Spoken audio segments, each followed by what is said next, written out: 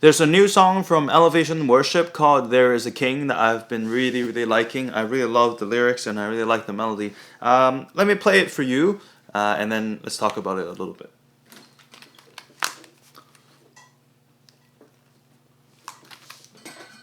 I probably should... This probably doesn't look too good on camera. Let me grab an extension. Very long extension. Let's hide that down here. No, you can't see. No, you can't see that mess there. Okay.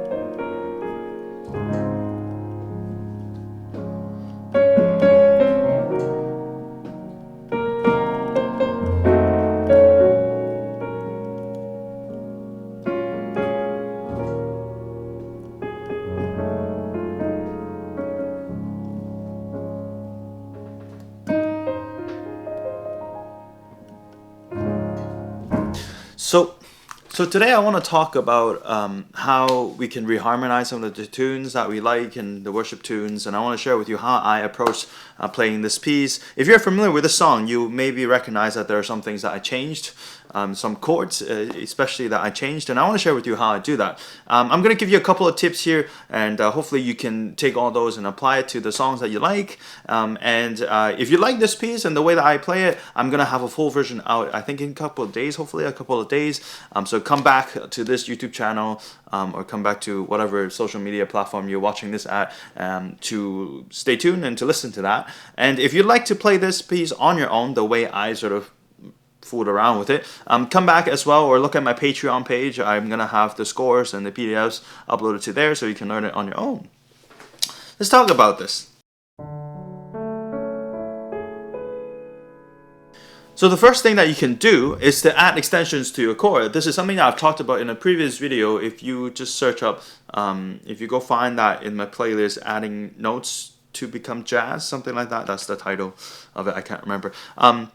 Yeah, you start adding extensions to your chord. It's going to sound richer. It's going to sound jazzier. It's going to sound like you reharmonize the thing. If this is something that you like, maybe you should try this. Let's talk about what I did here. Let's play this in D. When you play this in D, this is the first bar,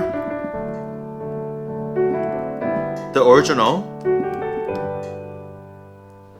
Now here's what you can do. When you get to the G chord on the third bar, you can add extensions, 1, 3, 5. You can add the 7th into it, like so. And then you can add the 9 as well. So 1, 2, 3, 1, 3, 5, 7, 9.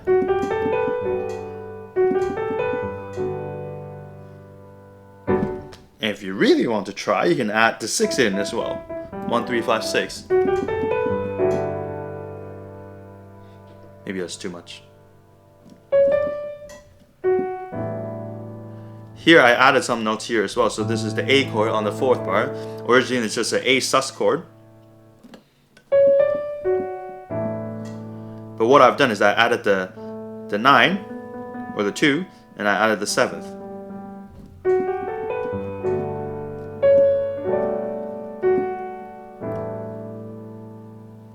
Nice. So that bar also,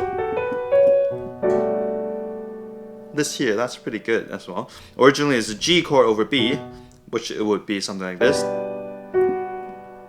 right?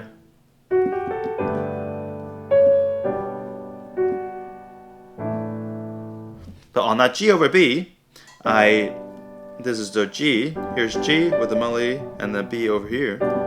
I added the 9 of G, which is here, 1, 3, 5, octave 9, and also added the 7th, octave 7. And I put the 9 down here as well. That's really nice. So originally the third bar would sound like this.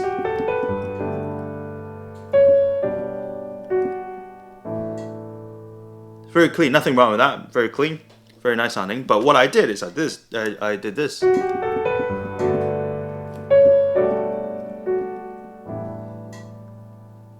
Subtle difference, but that's, you know, I add a little bit here and there. It's gonna make the piece sound more like your own. It's something that you did. The third bar, fourth bar, fifth, sixth, seventh bar as well. When it goes the second time through. Da, da, da, da. Same thing here. You can add extensions. The 4. The melody is on the 9. You can add the 7th in. You can add the 6th in if you want.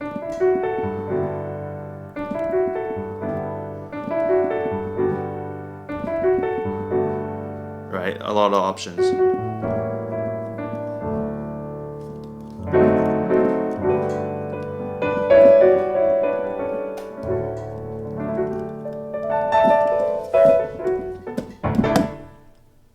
That's the first tip I have for you, add extensions. Second thing, what can we do? We can add some extra chords into our progression. And the first the first kind of chord that you can add, this is the second tip, but it's the first of the tips we're talk about chords. Okay, anyway, this is the second tip. I'm gonna talk about adding a chord. And you can add the 5. You can add the 5 of the next chord before that chord. Add the 5 before the next chord. So this is what I did. If you look at the first bar, it's a D chord. Second bar, also a D chord, but it has a little G over D and then D. Here's a G over D, back to D, and then it goes to G. So I have basically I have 2 bars of D chord, and what I wanted to do is I wanted to just spice it up a little bit and make the movement a little smoother, or maybe add a little bit more interest into it. So what I've done in that second bar is I added the 5 of G, the 5 of G. Now, if you count that up, here's G, the 5 of G, 1, 2, 3, 4, 5. Hey, it's D again. But you ask, well, you're in the key of D, aren't you? Yes, you're in the key of D. So if you just add the 5 here, it's not going to make too much difference because, well, the 5 of G is D and you're already in the D chord. But what you can do is you can add the dominant 7. So 5, 7. 5, 7. 5, 7 of the next chord. And that's going to start making a difference because if you take a look at the 5 of G, 1, 2, 3, 4, 5, this is D major, and you add the dominant 7th. Here's the octave, major 7, minor 7. Dominant 7 is major triad with a minor 7. Here's a minor 7. Now that's going to start sounding a little bit different because in D major, your C is normally sharp, but if you play it as this D dominant 7, meaning it's a 5 of G, then now you have a C natural. And when you just move the notes around and play it around, it's going to sound like this. Here's D.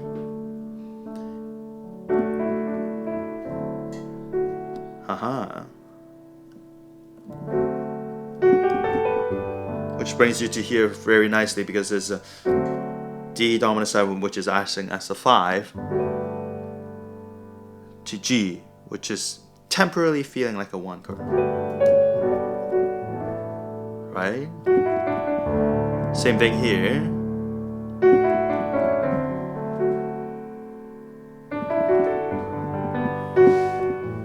And you can do this with a lot of pieces too. I especially like doing this when we hit minor chords. When we hit minor chords, so for example, if you look at the chorus, there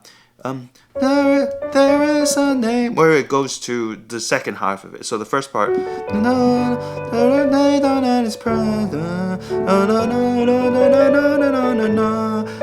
is a name. So we're hitting this B minor chord. What you can do before that B minor, remember, is adding the 5. Adding the 5, 7 before the B minor. So what is the 5, 7 of B minor? Well, B minor is here. 2, 3, 4, 5. 5 is the F sharp. The 5/7, dominant 7 of B minor, which is major plus a minor 7. Major triad plus a minor 7. So this F sharp 7 is going to go to B minor. Now you can replace that, you can put that F sharp 7 on before the B minor, before going to B minor, which is where the A normally is. Okay, so it will look something like this.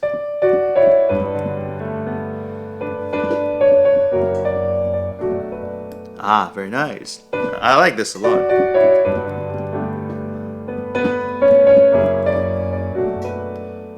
Right. What you can do is you can also flip that inversion around. So instead of putting the F sharp in the bottom, you put the A sharp on the bottom.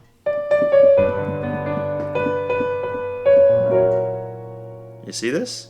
So this is a F sharp, C sharp, and A sharp. Normally it would be here. I put it down an octave, and the melody is just on the top here with the F sharp tri. I haven't. This is nothing too complicated. Nothing added notes. Oh.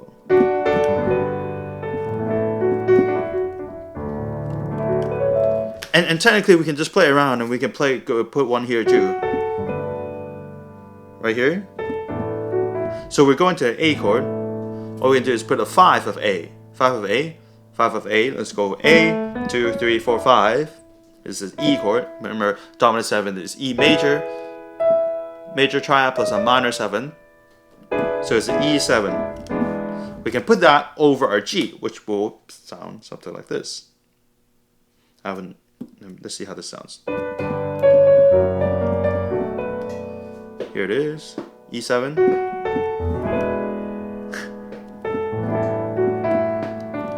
It's a lot brighter, right?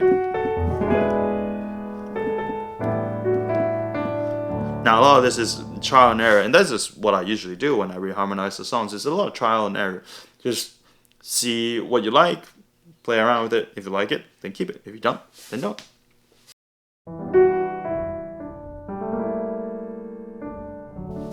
Second tip I have for you, I know it's not second tip anymore. It's the third tip now. It's the 4 minor chord. 4 minor chord, and this is another one of my favorites. Here is what I've done here. Take a look at this. Is the second line of the verse. Oh, sorry. Here it is.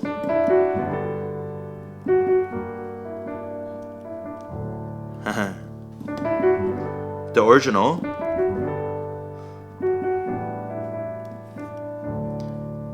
When you sub it with the 4 minor,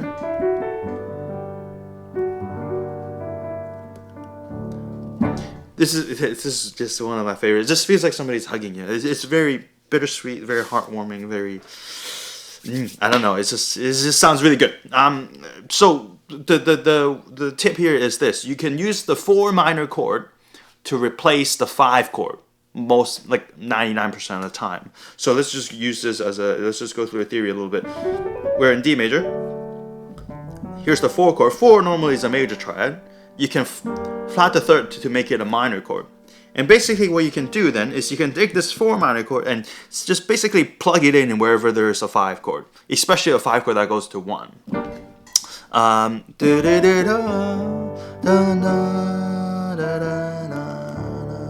99% of the time this is gonna work. It's just there's gonna be some rare instances where the note will clash, but I'm sure you can figure it out. Basically, whenever you have 5 going to 1, you can sub it in like this, or even if there's not a 5 chord, if it's an any chord going to 1, you can sort of just force it in. Now let's take the first line. Right, we added extensions. We can go back to 4. And this is also what I did at the end.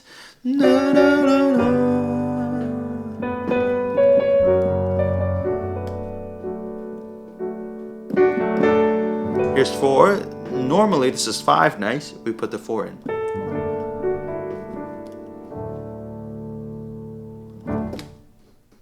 Don't you like that? I like that a lot.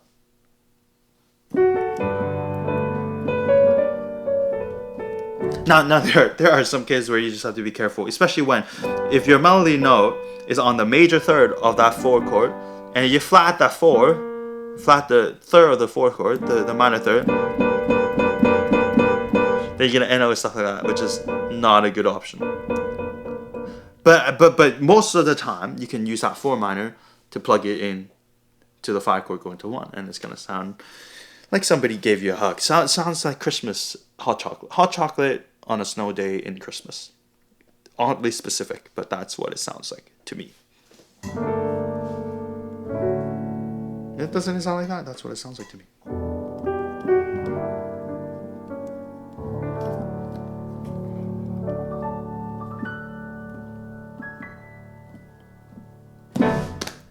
So those are little tips I have for you. The first one was adding extensions. You can go back to some of my previous videos to look at how you can do that. Second is to add the 5/7 before the next chord. 5/7. Remember, dominant 7, 5/7 is major triad with a minor 7. The third tip I gave for you is to add the 4 minor going to 1. So whenever there's a 5/1, you put the 4 minor in, and that's going to 99% of the time work. And it's going to give you a hot chocolate and Christmas Day, snowy day feeling. Hopefully you enjoyed this little tutorial walkthrough of what I do. Again, the scores of the song that I'm going to be releasing in a couple of days is going to be up on my Patreon page. You can support me there, and that's my thank you to you. So by supporting me, you get access to all the scores and PDFs that I make for all the videos. You can also apply these tips to songs that you like. Hopefully you will find some enjoyment there. If you have any comments or suggestions, questions, or any requests that you would want me to go through, want me to talk about, want pieces for me to play, let me know in the comment section, and I do read all of them, and I will hopefully see you next time in the next video.